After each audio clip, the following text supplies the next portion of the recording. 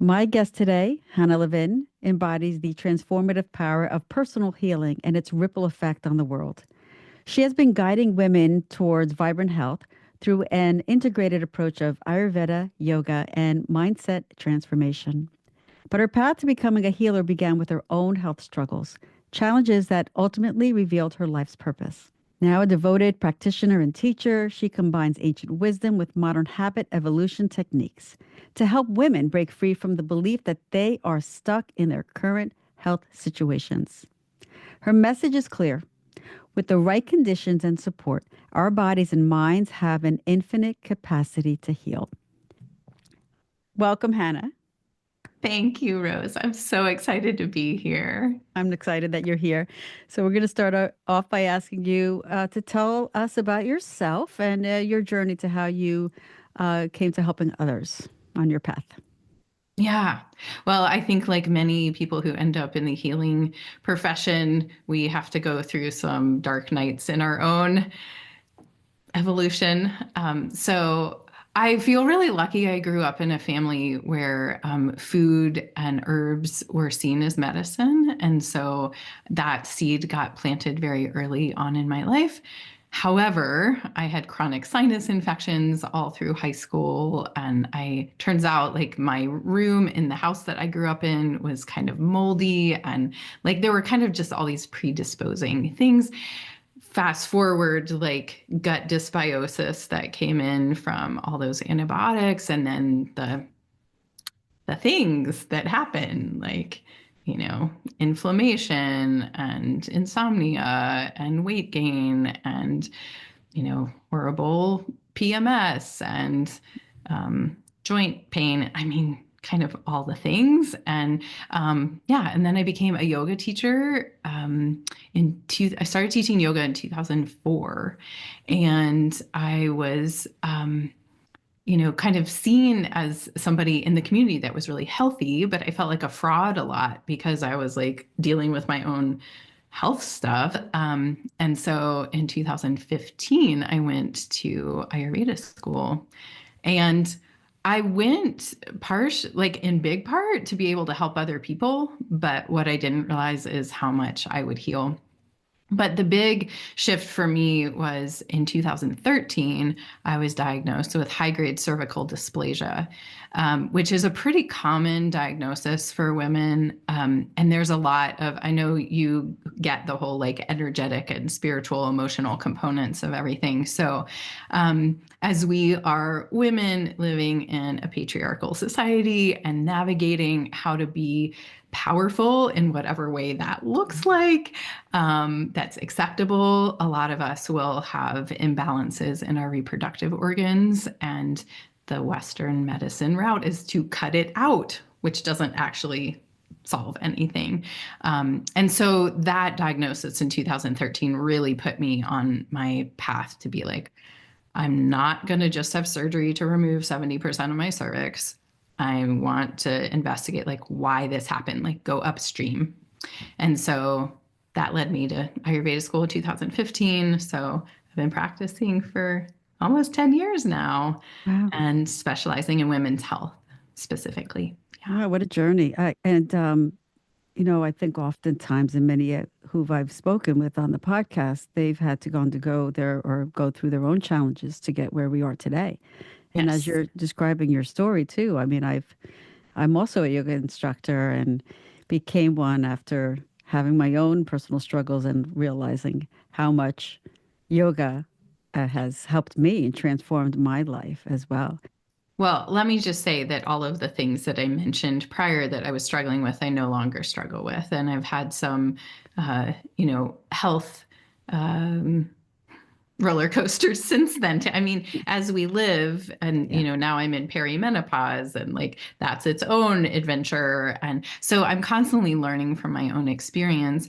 What I found from studying Ayurveda is that all of us have this blueprint of who we are uniquely, that's based in a 5 element system. Should I do kind of like a brief Ayurveda Sure. Yeah, 101? I think that would be great. I mean, Okay. yeah, I think that would be great to educate our audience because I know that according to Ayurveda, everybody's different.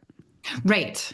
Yeah. And yet there's some things that we can all align with. Yes. Um, and so, yeah, so Ayurveda originated in India over 5,000 years ago. So, what I like to point out is that things that don't work don't stick around. So, the fact that it has stuck around for over 5,000 years Yeah. is pretty incredible.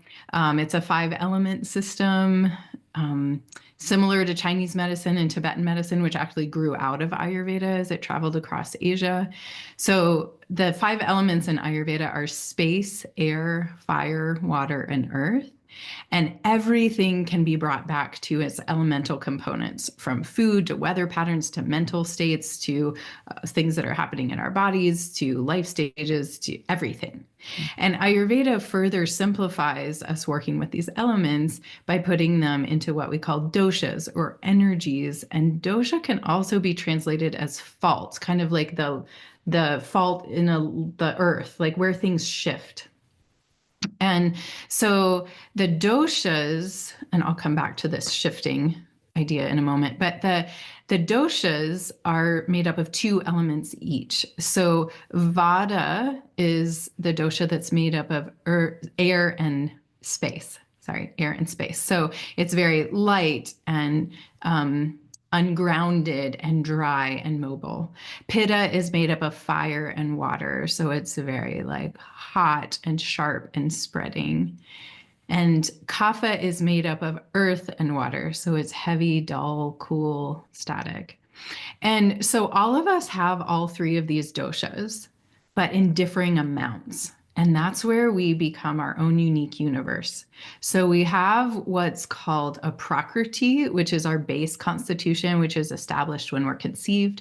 And then we have vikritis, which are ways in which we get out of balance as we live our lives. Those vikritis can come in very early in our lives, so we can think they are innately who we are. But when we begin to travel this Ayurvedic journey, initially you don't really need to know your specific constitution. Initially, just living in alignment with the rhythms of nature will help tremendously. So, knowing how to live in alignment with the different seasons, and if we're living in a place where there are actually four different seasons, then we have these elemental qualities that we're balanced. As we're navigating, if you just align with eating seasonally to balance the doshas that are predominant, so like in the springtime, we have these heavy elements of earth and water. We want to eat lighter foods to balance that. Balancing with the wisdom of opposites is really what we're always focusing on.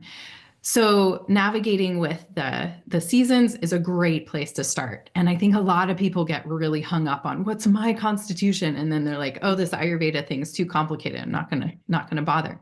When we True. do add in the layer of personal constitution, that's where we can see our tendencies and our patterns, and we start to click like, oh yeah, every spring I get really mucusy and like feel really heavy all the time, or like I tend to get headaches at 4 p.m.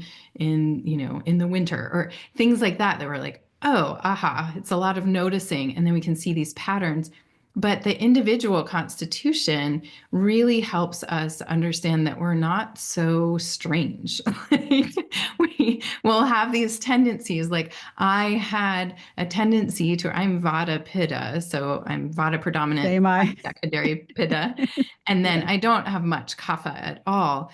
Yeah. But I was getting these chronic sinus infections and lots of mucus, where the imbalance that I was dealing with was Kapha, this heavy, thick mucusy experience.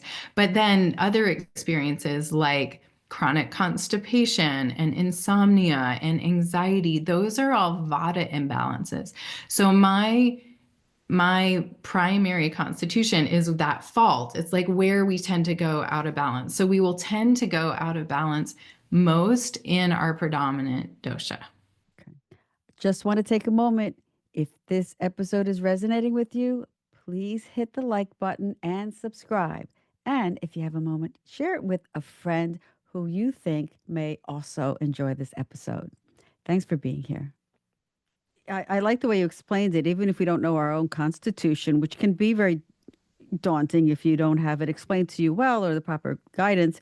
If you live with the seasons, then you're on the right path there. Yeah, And understanding, okay, well, I'm not feeling so good. Why am I not feeling well? I'm constipated. My skin is dry. There's, seasonal uh, r- reasons why this is occurring. That could be a clue as to where your imbalances may lie. absolutely. Yeah. And I mean, I've been learning or following Ayurveda for a long time, and there's always something new, and I'm always reminded of my own imbalances and, reminding myself what I need to do at certain times of the year. So this is wonderful. It's a great roadmap, really. It is. And another thing I'd like to just add in there is like none of us in Western culture learn this stuff. I specialize in women's health, and the main program that I run is a year long so that we travel through each of the seasons and everybody gets to experience like what does balancing in this season look like? Because we're constantly changing and we need to be in conversation with nature always, always. Yeah. Well, we don't learn that growing up in the United States. No. We are told like you can have daylight whenever you want, just turn on a light, or you can, eat whatever you want any time of the year. We import foods from all over the world. Who knew what seasonal eating was, right? Right. So any of these really basic things come back to us living in rhythm with nature. And what I have found and why I built a group program and a community is that behavioral science shows us that our habits are not our own, that we are actually expressing the habits of the 5 people we interact with the most. So if we're living in an arrhythmic culture, and interacting with other arrhythmic people, it's going to be really hard for us to make these changes, even if it's just, going to bed a little earlier, eating dinner before the sundown, or eating, like that there's these things that if we start doing them, we feel or seem or are labeled as weird and strange. But if you join a community of other people that are having these conversations and, implementing these things in their lives too, then there's a lot more ease with making those transitions, which then ultimately benefit you for the rest of your life. I, I love this conversation because think women, especially, tend to put their needs last. So if they want to eat early, or if they want to eat something that is different than what everyone else in their family wants to eat because they're conscious of their diet or Ayurvedic rhythm, um, they won't honor that. And I struggle with that as well, even with just my husband home. I mean, he was working late and it's 8 o'clock or 7:30. I'm like, I don't want to eat this late, but I can't find myself to just sit down and eat when I want to. And I need to do that. But it's Yeah. really important to listen to what we want to do It as is. Yeah. And as women, we're trained to make sure everybody else is okay, not necessarily us. Right. So we'll right. be like, oh, I'm not sleeping well, or, I'm having digestive issues, whatever, as long as everybody else is okay. But yeah, so being in community with other women who are learning how to pay attention to their own, I call them the check engine lights, right? Like the little signals that we get, can we listen with the ear of our hearts instead of the judge or the, punitive voice that's like, stop, stop feeling bad, or stop, Yeah. complaining, or stop, be like, can I just listen and be like, oh, wow, there's that sensation again, or like, I didn't sleep well again. What what can I do to really nourish and nurture this being, body, mind, and spirit? It's not all physical. And a lot of people think Ayurveda just has to do with food. It's not a diet.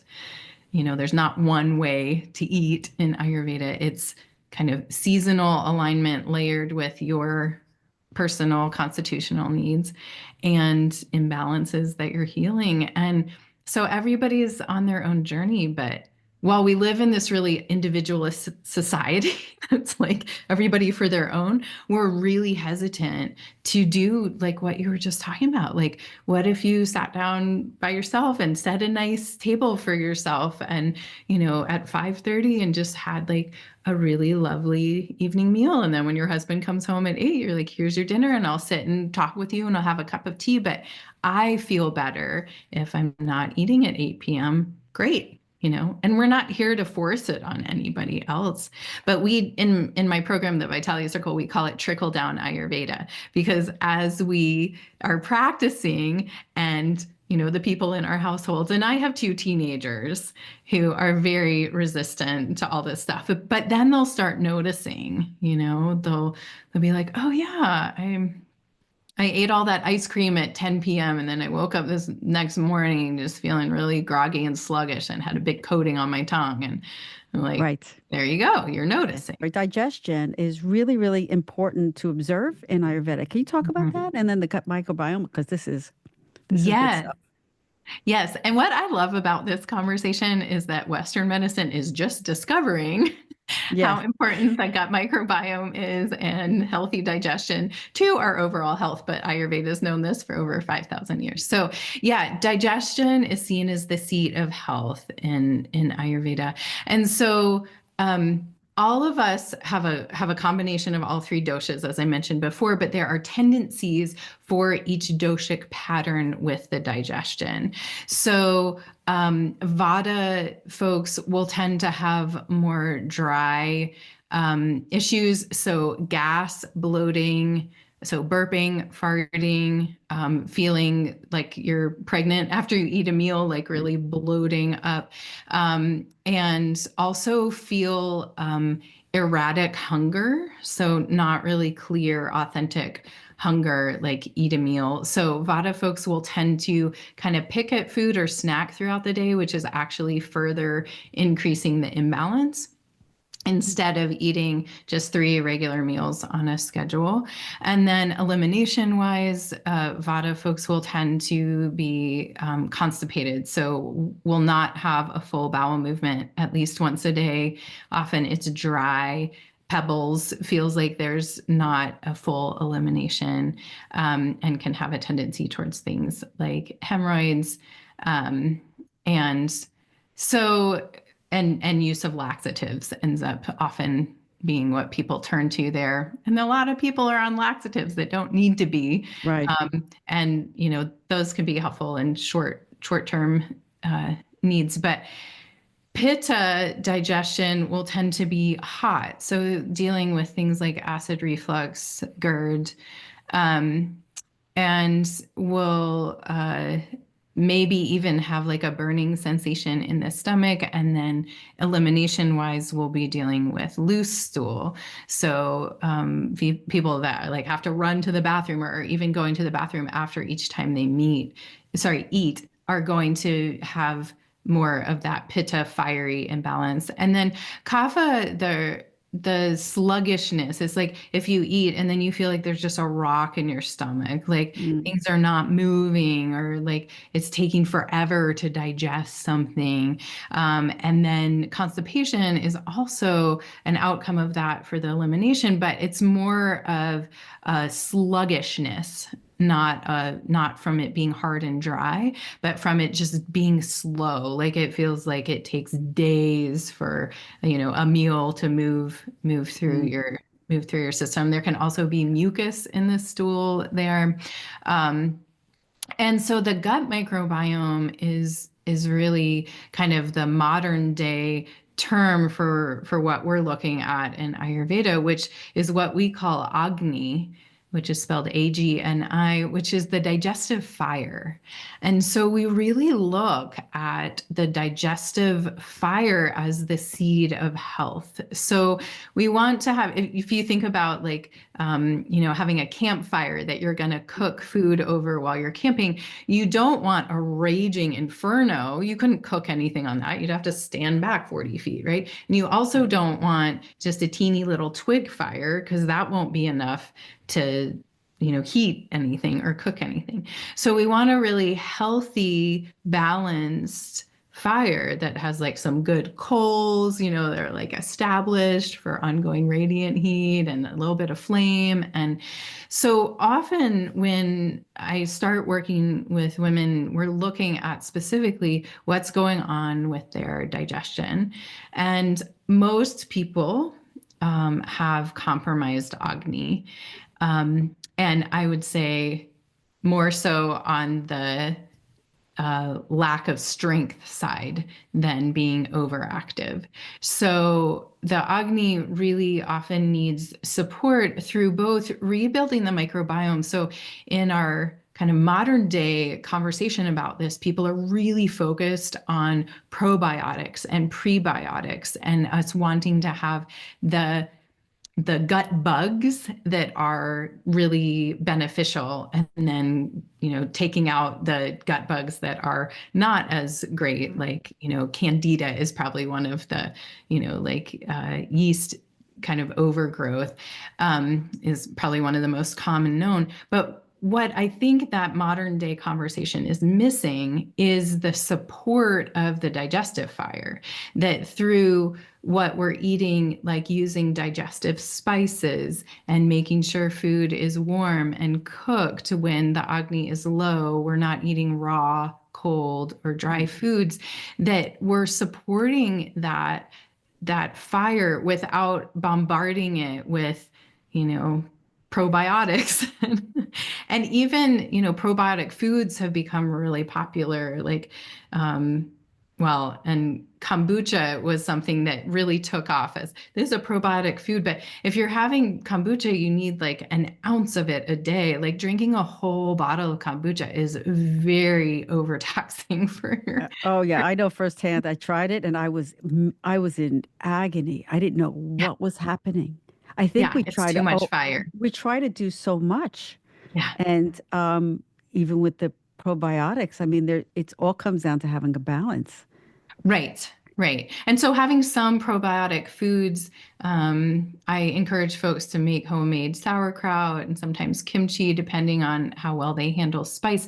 But again, those are things to do like in spring and fall, not so much in summer and winter. And so knowing the seasonality of it is really helpful when we're at these joints in the season, giving our body a little bit of a boost. But even just using culinary spices, cumin, coriander, cinnamon, cardamom, Mm, and ginger, especially fresh ginger, is so beneficial for your digestion, that what we're eating looks really different when we start looking at it from a place of tending to our inner well-being of that biome, but also the fire there. And we can really do a lot of good work just by including certain spices and certain foods in our diet. And food in our modern culture is very much equated to fuel, like put fuel in the gas tank.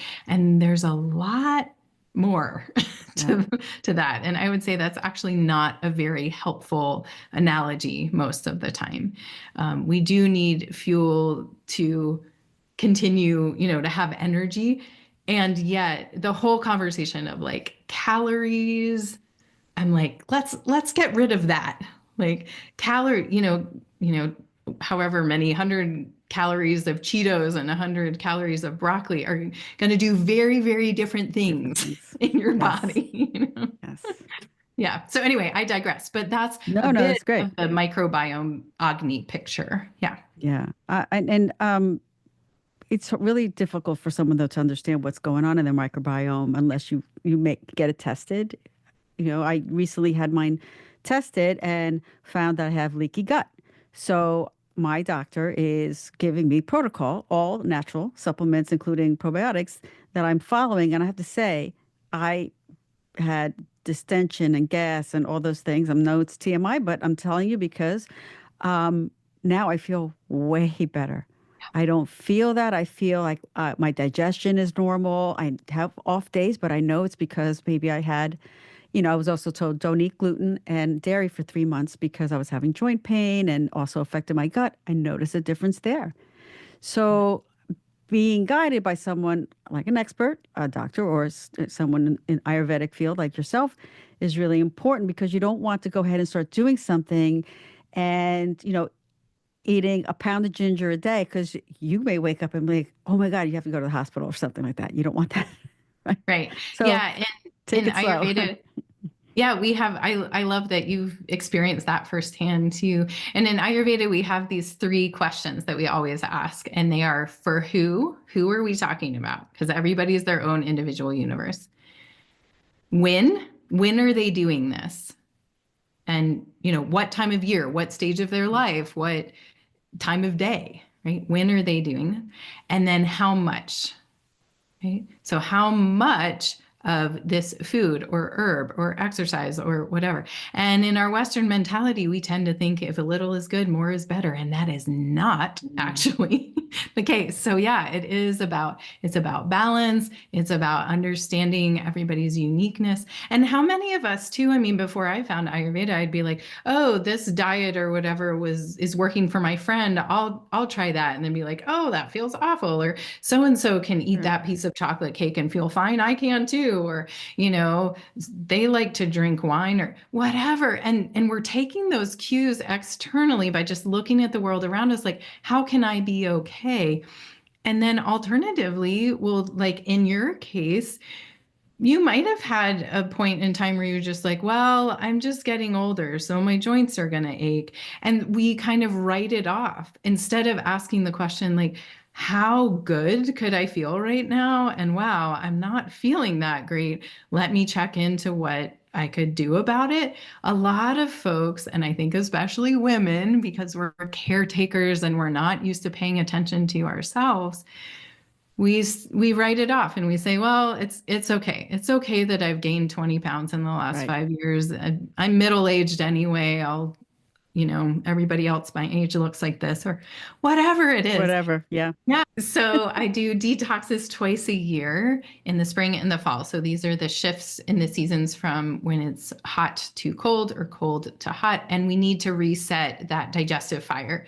And I think it's important to recognize that, we can get lots of testing done and we like to know specifically what's happening in our gut, but we can also just do routine resets of so during these I mean, I call them detoxes, but they're really digestive resets. I tried to Right. sell them as a digestive reset and nobody signed up. But when I sell it as a detox, it's like all these people sign up. So it's kind of Yeah. funny, but the point is that um, we're really dialing down what we're asking of the digestive fire, rekindling the digestive fire, re-inoculating with some good seasonal probiotic and prebiotic foods, and then that lets you have some awareness. Like it's a time when you can be like, oh yeah, I don't feel very good when I eat gluten or dairy or if you have leaky gut and it needs to heal, like that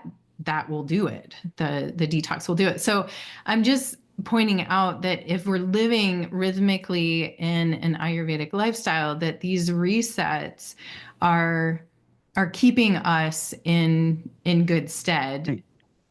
as Yeah. long as we're not like exposed to some big toxic load Right. or Right. yeah. I actually have done some of those and they really, it's a commitment. You have to follow along, but that's what you're Yeah. doing.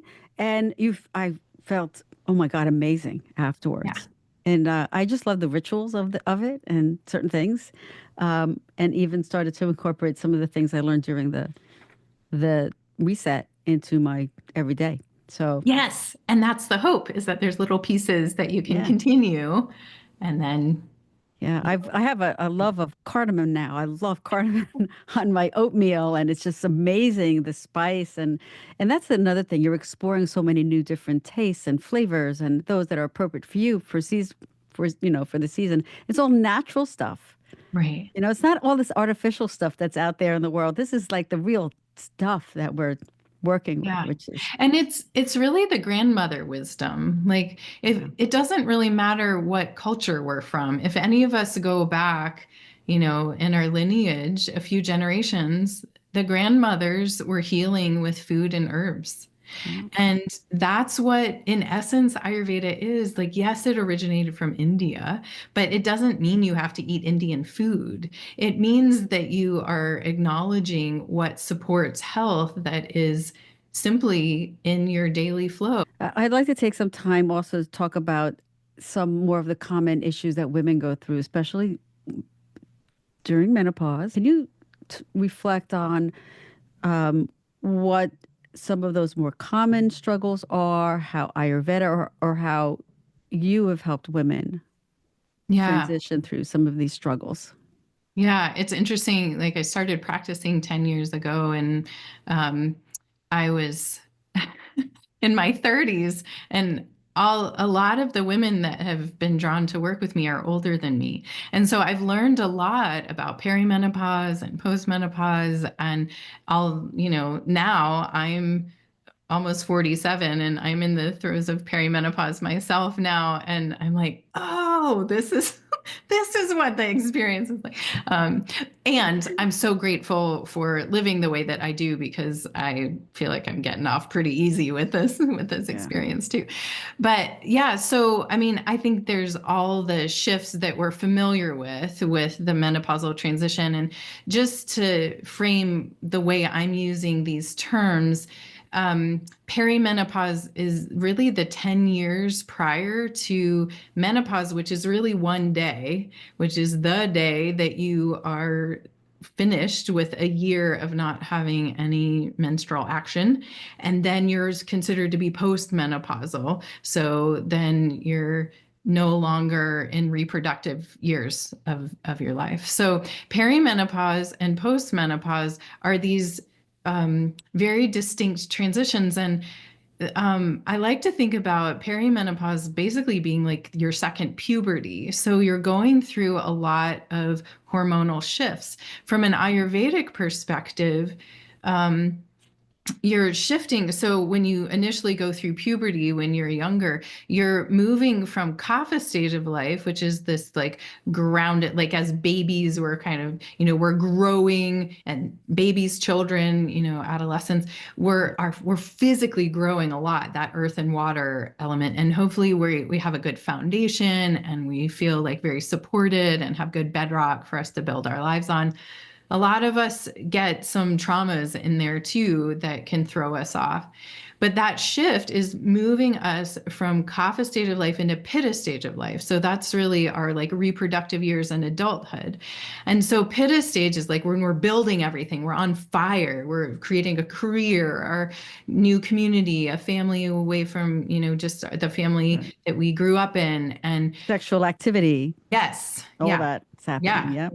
we're passionate, we're on fire, but there's also often some burnout in there where we crash and burn, either in relationships or, you know, finance or business or our bodies. Our bodies are like, oh, I can't take this anymore. Here's an autoimmune disease. So there's these shifts that happen there. And then we go into perimenopause, which is the shift from pitta stage of life into vata stage of life. And depending on your constitution, this can be shocking. Like Mm. women will just say, I don't know myself. Like, why is my body acting like this? Or like, I've slept fine my whole life and all of a sudden I have insomnia or what hot flashes? Like, where did this come from? Brain fog, all sorts of things. And it's really like that Ayurveda teaches that how we live out the decade from 30 to 40 will really determine how we go through menopause. So if we're burning the candle at both ends, we've got the Yeah. kids, we've got the career, we've got the, volunteer positions in the community, and we're, doing the side hustle. We're burning, and that burning will come out when you're in that perimenopausal time. There's your hot flashes, right? Ah, makes And sense. so the transition is really one of honoring, right? We kind of honor in some ways the transition in puberty of like, now you're a woman, you can go out in the world and you can have a family and you can have a career and you can do all these things. Well, the transition that's happening through menopause is this transition into being an elder or a crone, somebody who's wise and does not need to continue to be so attached to the material world.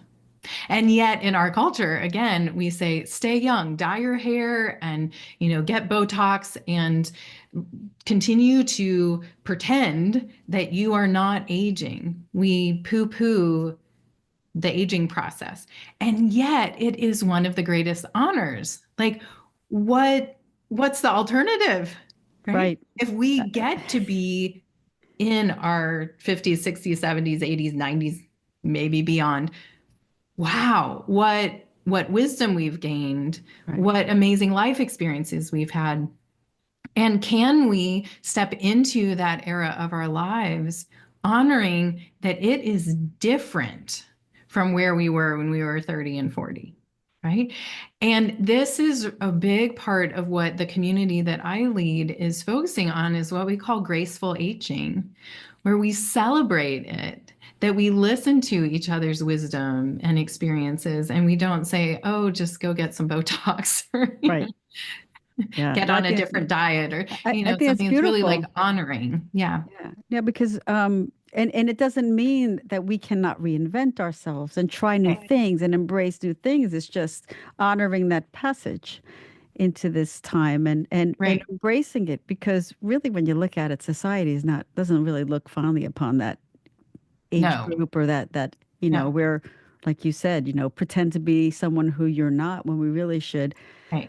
use that wisdom and help others, other women who are there before us, transition Yeah. towards this phase as well. That's Yeah. really beautiful. And I love that you just said reinvent yourself. It is a time to reinvent yourself. It is a time to say, is what I've been doing what I want to continue to do?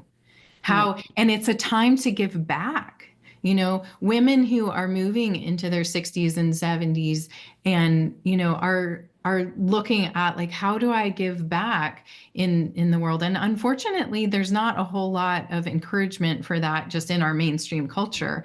I think, in smaller communities, that can be really great to have connections across ages. I think that's going to change. Yes, I think so too. Yes. I don't have proof. I just have a gut feeling. Yes. I'll put it that Good. way. Trust your gut. I trust my gut. And I'm actually writing a book about that. So Oh, about awesome. embracing the those years and rebranding it.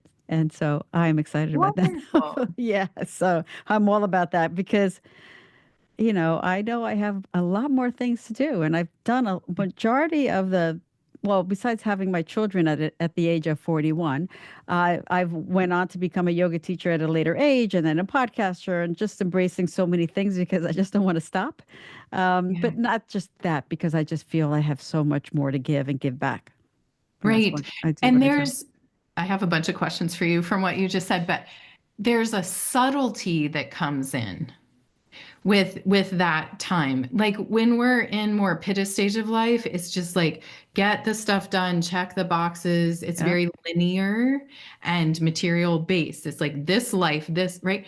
And as you move into Vata stage of life, right. you're more tuned into spirit, more tuned into the subtle. What are you noticing with your senses? And how do you cultivate a life that is honoring of that? Now, a lot of people push that away, but if you're tuned into that, that's part of that Vata stage of life. When we lose our menstruation, we lose this apana vayu, that downward moving Right. energy, and the Sushumna Nadi opens up. And here's our connection to spirit, right? Right. We can embody and hold that in a way that we can't when we're in our bleeding years. Right. That's a really beautiful thing and needs to be honored. Yeah, so I think it's a wonderful message that we're saying what we're talking about here for women and, you know, to learn new ways of taking care of their bodies and being introduced to the practices that you teach and the community that you create. I think that is something that we need, and Yeah. that it's, don't be afraid to try something new. And if you don't feel good, okay, I'm not saying don't go to the doctor. I'm going to my physical today, but go and explore new things, natural ways.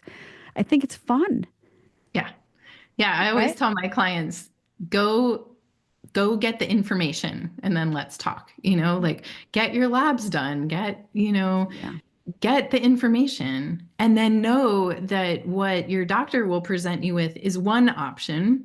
Maybe that option sounds good to you. Great, go with it. I'm not anti-Western medicine. right. I'm all for choice, right? And People integrating. knowing, yes, integrating and knowing that they always have other options.